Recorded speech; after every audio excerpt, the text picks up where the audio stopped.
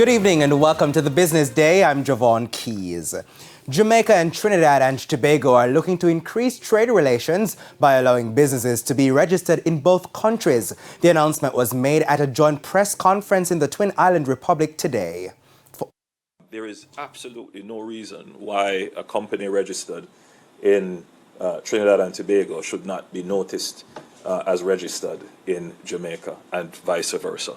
And so when we go back, we will be looking at our respective legislation, which, by the way, a process already exists in CARICOM, and the discussion has already begun. But Jamaica and Trinidad and Tobago would probably be more aligned and more advanced in terms of legislation that could move the process forward. Now, following a boycott of products from Trinidad and Tobago in 2016, that country's Prime Minister, Dr. Keith Rowley, says both countries have settled their differences. Mr. Holness adds that discussions continue to promote free movement within CARICOM. The CSME is only going to materialize when you not only have free movement of goods, but also free movement of labor and free movement of capital. That allows for a more efficient allocation of resources.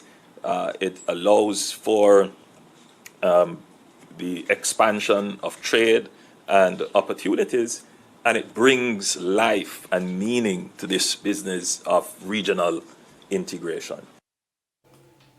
Now, back home, listed petroleum marketing company FESCO raked in its highest quarterly profit during its first quarter ended June. Post-tax earnings amounted to $152 million for the 3 months versus $40 million for the same period last year.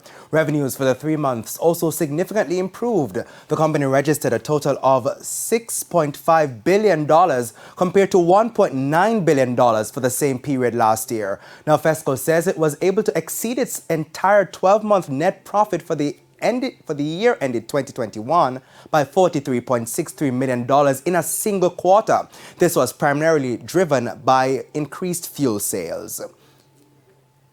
And to the markets, the US dollar is being sold for an average $151.62. $116.39 is the going rate for the Canadian dollar. $179.59 for the pound, while it's costing an average $152.62 for the euro.